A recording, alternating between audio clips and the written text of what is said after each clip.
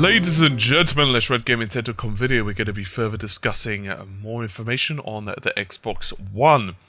What comes to mind with the Xbox One? Gaming. Well, Microsoft have now issued an open letter to small business community, and they are pitching it for business services and applications. I kid you not. They recently released, as I said, an open letter, and this has been one of their pitches for effectively saying that their console is really good for small businesses because of the various services that it actually gives us, and you can indeed justify it as a quote-unquote business expense. Allow me to read you the quote. What is being positioned as an excellent entertainment device is just as enticing for you and your small business. In fact, it's largely justifiable to make the Xbox One a business expense. The Xbox One, priced at $500 or £429 or whatever it is in your region, that is off quote of course, is an affordable option for small business owners, as there are many features built into the console that could help it rival even the most modern and modest of video conferencing and network platforms. So, continuing, he says, utilizing Skype and the power of group chat, you have that collaborative exchange with clients and co-workers no matter where in the world they happen to be. Utilize the size of that nice TV screen to help you smile and nod. Your next great plan comes together. The Xbox One with Kinect as a Skype provider is just as capable as a PC, with the attachments including microphone and web camera. The difference is that Xbox One and Kinect gives you open space to move, gesture, show employees, and see everyone more clearly. And with SkyDrive via Internet Explorer, you can use it with Office web apps to open Excel spreadsheets or PowerPoint. You can use Kinect voice and hand gestures to navigate websites. Now you're free of clickers and light pens to use. If you host clients at your home, you can use the power of Internet Explorer and the size of your TV to showcase your new redesigned website, or snap IE to the side with SkyDrive to present sketches you're working on.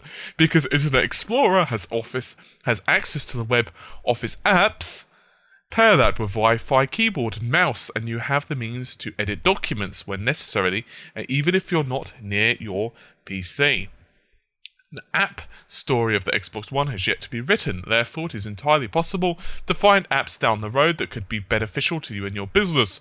With the processing power, snap mode, connection to a large screen that Xbox One has, this device is capable of going from a break room to the boardroom. End quote. I'm sorry if I sounded like I was sniggering at some points there. Okay. I could tear this apart so badly that I actually am not going to, because I'm sure all of you were just probably on the floor with this one. I'm sorry. I'm not bad-mouthing the Xbox One. I'm not going against the games or anything like this, but this is the crap that pisses off gamers. No. Okay. Allow me to reiterate. No. I work for a small business, and I actually was, discussing this with my boss earlier, and he was just like, why?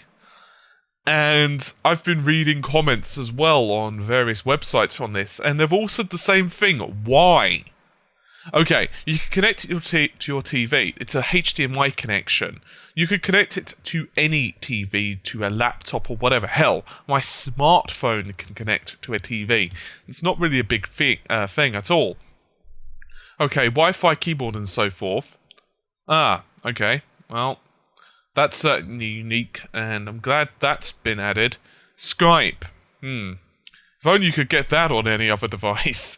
You see where I'm going with this? This isn't to say that the Xbox One doesn't have some interesting functionality for this, the Kinect, for example, but to try and argue that it's a business expense, furthermore to say stuff like the cloud functionality with the storage, when you can get, say, Dropbox or, I don't know, Google Drive for completely free.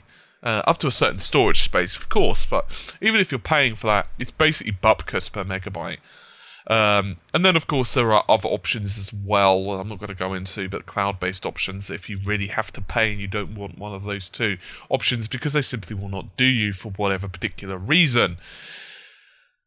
Okay, so Skype is ridiculous. Now, the applications. Okay, so I could open up an Excel spreadsheet or PowerPoint, or I could just use, a laptop to do that. Or I could just use, a tablet and hook that up to a large screen if I so wished, or a projection or whatever. I don't see this. I'm sorry. Sometimes I love new technology. I do. And utilizing Skype and so on, fine. I have no issues with. But to try and argue that this is a business expense, it is a console. This is the thing that I've been kind of alluding to for a while now.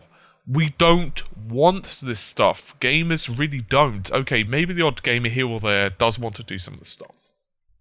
And I'm not saying that it's not nice to have. But the difference between nice to have and it's also the running theme with the console are two completely separate entities. For example, it's nice that my cell phone, just for example, it's nice that my cell phone can take photos. It's nice that my cell phone can edit a document. But that's not the reason I own a cell phone.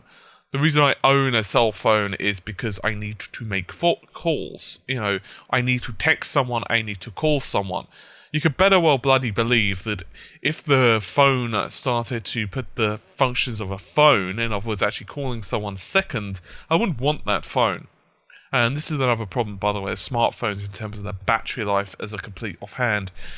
I'm not saying that I hate the features of the Xbox One. I have illustrated, however, that the multi-purpose direction that they've gone with it, the multitasking direction, is eating into a lot of GPU and CPU power. For example, Microsoft have muttered under their breath that 3 GB of the 8 is being taken away from the multi-operating system approach.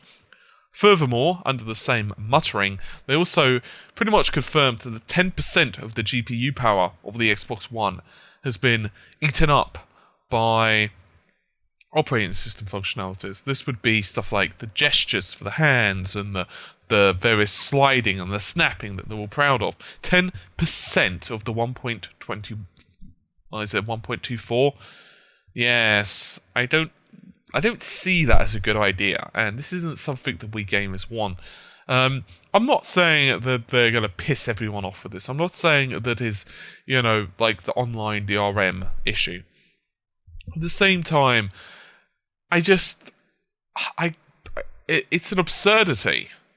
I can only assume that they were being whimsical with this. It's just, I don't understand the direction they were coming from, because I don't really see any business going for this. Why would you?